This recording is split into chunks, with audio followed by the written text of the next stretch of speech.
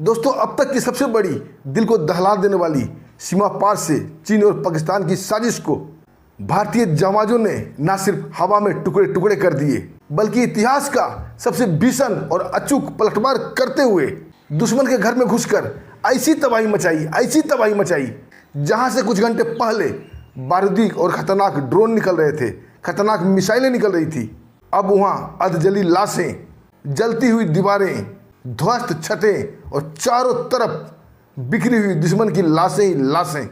100 से ज़्यादा चाइना की अत्याधुनिक ड्रोन पाकिस्तान ने भारतीय आसमान में भेजा। दुश्मन को लगने लगा उसकी ये डिजिटल आंधी अब भारत की सुरक्षा प्रणाली को भेद देगी, लेकिन भारत का सुरक्षा कवच, सुरक्षा प्रणाली इस ड्रोन को हवा में ही टुकड़े टुकड़े कर दिए। उसके बाद शुरू हुई दोस्तों जमीनी लड़ाई। दुश्मन के घर में घुसकर ऐसा कोहराम मचाया गया। आइए दोस्तों पूरी कहानी को जानते हैं विस्तार से। दोस्तों, कहानी की शुरुआत आज से ठीक 3 महीने पहले हो चुकी थी। इस्लामाबाद के एक गुप्त सैन्य ठिकाने पर, इस्लामाबाद के गुप्त ठिकानों पर पाकिस्तान के बड़े बड़े सैन्य अधिकारी और चीन से आए हुए रक्षा विशेषज्ञ ने मिलकर एक ऐसी प्लानिंग रची और इस प्लानिंग पर वो महीनों से काम कर रहे थे। दोस्तों, ये महीनों की प्लानिंग अब आखिरी मोमेंट पे थी, अंतिम चरण पे था। तभी उनके स्क्रीन पर एक आदेश चमकता है, ऑपरेशन शुरू करो। चाइना के रक्षा विशेषज्ञ ने एक बार फिर से अपने सिस्टम को जांच की। उसके बाद शुरू हो गया ऑपरेशन और एक साथ सैकड़ों बारूद से भरे हुए ड्रोन को भारत की सीमा में प्रवेश कराने के लिए आदेश दे दिया गया। और कंप्यूटर चिप को जैसे ही ये आदेश मिला, ड्रोन हवा में उड़ चुके थे। लेकिन इन्हें ये नहीं पता था कि महीनों से ये साजिश रच रहे हैं और भारत की खुफिया एजेंसी महीनों से इस साजिश पर पैनी नज़र रखी हुई है। इनकी सारी साजिशें, सारी चालें खुफिया एजेंसी को पहले ही मिल चुकी थी। बस इंतजार था ड्रोन ऑन करने का और ड्रोन हवा में उड़ने का। भारतीय तकनीकी विशेषज्ञ निरंतर सीमा पर हो रहे गतिविधि पर नज़र रखे हुए थे और दिल्ली के हाईटेक कमांड सेंटर में एक अलार्म बजता है और वहाँ से आदेश दिया जाता है, सभी यूनिट अलर्ट, ड्रोन सक्रिय हो चुके हैं। और दोस्तों, ये आदेश मिलते ही भारतीय तकनीकी सुरक्षा विशेषज्ञ ने आधुनिक इलेक्ट्रॉनिक युद्ध प्रणाली को सक्रिय कर दिया और कुछ ही मिनट में आसमान में एक ऐसा सुरक्षा कवच तैयार हुआ दोस्तों, जिसे हम अदृश्य दीवार भी कह सकते हैं, और पाकिस्तानी ड्रोन के नेविगेशन सिस्टम को भ्रमित कर दिया। और नियंत्रण रेखा से लेके पाक अधिकृत कश्मीर की गहराई तक फैले उस खतरनाक नेटवर्क पर, उस ड्रोन पर ऐसा वज्रपात हुआ कि बीजिंग से लेकर इस्लामाबाद तक के होश उड़ गए। हुआ ये था दोस्तों, भारत के आधुनिक सर्विलांस सिस्टम ने, भारत के एयर डिफेंस सिस्टम ने, भारत के आधुनिक संचार प्रणाली ने ड्रोन के सभी सिग्नल को पकड़ लिया, उनके पुराने आदेश को ध्वस्त कर दिया और उन्हें एक ऐसा कमांड दिया गया, एक ऐसा सिग्नल छोड़ा गया कि वो भ्रमित हो गए और ये ड्रोन कंट्रोल खोकर आसमान में ही आपस में टकराने लगे। और कुछ ड्रोन वापस मुड़ गए और अपने ही कमांड सेंटर की तरफ जाकर तबाही मचाने लगे, जबकि उन्हें भेजा गया था भारत के सैन्य ठिकानों पर, भारत के रडार प्रणाली पर, भारत के संचार व्यवस्था पर और भारत के खाद्य सामग्री पर टारगेट किया गया था। लेकिन भारत को तो ये कोई नुकसान नहीं पहुंचाए, बल्कि आपस में टकरा कर और खुद ही जहाँ से वो भेजे गए थे वहाँ जाकर तबाही मचाना शुरू कर दिए। और इधर दोस्तों, अग्रिम मोर्चे पर तैनात सैनिकों के बार रूम में प्लानिंग बनने लगी, क्योंकि भारत इस बार सिर्फ हमला को रोककर बैठ जाने वाला नहीं था। बॉर्डर पर तैनात कमांडो को, बॉर्डर पर तैनात ऑफिसर को सीधा आदेश मिल गए।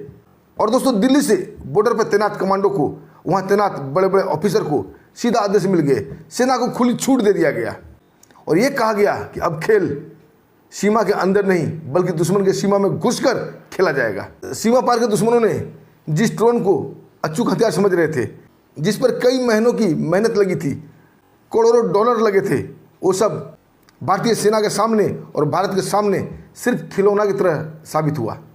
उसे हवा में ही मार गिराया गया। और दोस्तों, बार रूम में रणनीति बनने लगी। खुफिया एजेंसियां लगातार संदेश भेज रही थी। हर परफेक्ट लोकेशन, कहाँ क्या है, सब कुछ भारतीय सेना के पास पहुंच रहा था। और भारत के खतरनाक इन्फेंट्री और भारत के खतरनाक आर्टिलरी दोनों एक संयुक्त ऑपरेशन चलाते हैं और हर लोकेशन पर धावा बोला जाता है। पीओके में घुसकर पीओके के आम नागरिक भी भारतीय सेना का स्वागत कर रही थी, उन्हें रास्ता दे रही थी और पाकिस्तान का खुफिया संचार व्यवस्था पूरी तरह से ध्वस्त हो चुका था। पाकिस्तान को कानो कान खबर तक नहीं हुई कि भारतीय सेना पीओके में घुस चुकी है। उनके कमांड सेंटरों पर ताबड़तोड़ हमले किए जा रहे हैं और आधा हमला तो उनके ड्रोन ने ही कर दिया था पहले। और दोस्तों कुछ ही घंटों में पीओके का मंजर बदल चुका था। जहां से पहले खतरनाक ड्रोन, खतरनाक मिसाइलें आ रही थी, अब वहां पर अधजली लाशें, ध्वस्त दीवारें, ध्वस्त छत, जलती हुई एंटीना और चारों तरफ दुश्मन की लाशें ही लाशें बिखरी हुई थी। एक साथ कई ठिकानों पर हमला किया गया और सारे ठिकाने का हालत यही था। और भारतीय सेना इस कारगर दमदार हमला करके दुश्मनों को उनके ठिकाने पर घुसकर मारकर वापस अपने ठिकाने पर लौट आई। लेकिन इतने से भी भारतीय सेना को संतोष नहीं हुआ। दोबारा खुफिया एजेंसी की तरफ से उन्हें एक बार फिर से लोकेशन सेंड किया गया। इस बार लोकेशन छोटे छोटे थे। इस बार लोकेशन था ट्रांजिट पॉइंट, सप्लाई रूट और ड्रोन के लिए लिंक रूट, जहां से इनके लिए बैटरी ईंधन लाया जाता था। लोकेशन मिलते ही भारतीय सेना की बाजू फिर से फड़कने लगी, क्योंकि इन्हें खुली छूट मिल चुकी थी और भारतीय सैनिक के दिल में बरसों से लगी आग को ठंडा करने का मौका मिल चुका था। और फिर से भारतीय कमांडो उतर जाते हैं इस छोटे छोटे पॉइंट पर। छोटे छोटे ग्रुप में बंटकर इन पॉइंट को बिल्कुल उड़ा दिया जाता है, नष्ट कर दिया जाता है, ताकि ये सप्लाई लाइन, ये सप्लाई रूट फिर से बहाल ना हो सके और पाकिस्तानी कमर पूरी तरह से टूट जाए। उन छोटे छोटे बेस पॉइंट को भी टारगेट किया गया था, जहाँ से ड्रोन के लिए ईंधन लाया जाता था, ड्रोन के लिए बैटरी लाया जाता था, आतंकवादियों के लिए राशन लाया जाता था। दोस्तों, ये छोटे छोटे नेटवर्क पूरे पीओके में एक मकड़े की तरफ, मकड़जाल की तरफ फैला हुआ था। और ये सब सिर्फ आतंकियों को सुविधा देने के लिए था और भारत को दहलाने के लिए था।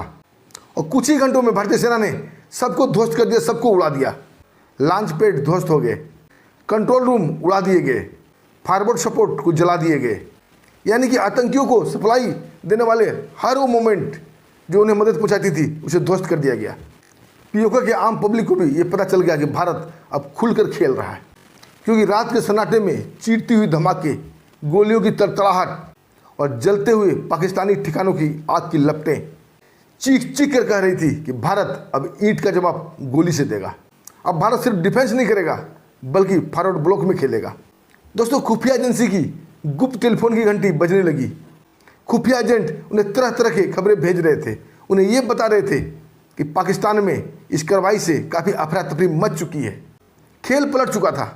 पाकिस्तान भारत में अफरा तफरी मचाना चाहता था और इस अफरा तफरी का फायदा उठाकर अपने आतंकी लॉन्च पैड पर तैयार आतंकियों को भारत में घुसपैठ कराना चाहता था। लेकिन पासा पलट गया।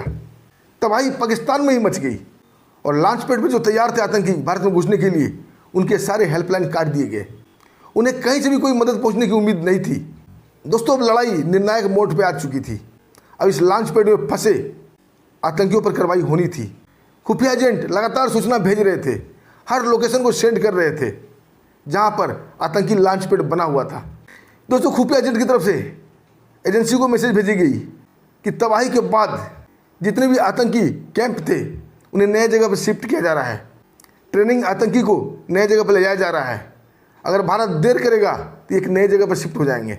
दोस्तों, उधर से चीफ की तरफ से मैसेज आया एजेंट को, उन पर पैनी नज़र रखो, पुराने नेटवर्क के साथ साथ नए ठिकाने का भी लोकेशन भेजो। और दोस्तों, खुफिया एजेंट फिर से इस काम पर लग गए और इसमें पीओके के लोग भी मदद कर रहे थे। पीओके के लोग भी भारत जासूस को खुलेआम मदद दे रहे थे, उन्हें हर जानकारी उपलब्ध करा रहे थे। और दोस्तों, इधर वार रूम में फिर से एक दूसरे हमले की योजना बनने लगी और भारत के रणबांकुरों की भुजाएं फड़कने लगी। और इस बार प्लानिंग बनाया गया कि इस बार मौका दिया जाएगा एयरफोर्स को। दोस्तों, ये आदेश पास होते ही भारतीय एयरबेस पर गहमागहमी मच चुकी थी। फाइटर जेट तैयार होने लगे, पायलट अपने हेलमेट कसने लगे, कॉकपिट का दरवाज़ा बंद होने लगा, आतंकी लोकेशन रडार पर सेव होने लगा और उसके साथ ही भारतीय एयरफोर्स के जवान रणबांकुरों ने जमीन को छोड़ दिया, सीधे आसमान में बात करने लगे। और दोस्तों, कुछ ही मिनट बाद वो पीओके के अंदर थे, पाकिस्तानी सीमा के अंदर थे। पाकिस्तान का डिफेंस सिस्टम बिल्कुल ध्वस्त हो चुका था। उन्हें तो ये पता भी नहीं चला कि भारतीय एयरफोर्स के रणबांकुरे उनके सीमा में घूम रहे हैं। जब तक वो विजुअली आंख से देखते या कोई निर्णय लेते, कोई कार्रवाई करते, उससे पहले ही भारत के एयरफोर्स के जवानों ने उन आतंकी कैंपों पर, जो पुराने कैंप थे उस पर भी और जो नए लोकेशन में आतंकी को शिफ्ट किया गया उस पर भी भारी बम वर्षा किए और बचे खुचे ये आतंकी सब कुछ राख के ढेरों में बदल गए। दोस्तों, भारत की मंशा हमेशा शांति की रहती है और भारत ने साबित कर दिया कि हम शांति पसंद हैं, लेकिन हमें छेड़ोगे तो हम छोड़ेंगे नहीं, घर में घुस के मारेंगे। और भारत ने एक कर दिखाया और ऑपरेशन सिंदूर के बाद ये सबसे बड़ा हमला था।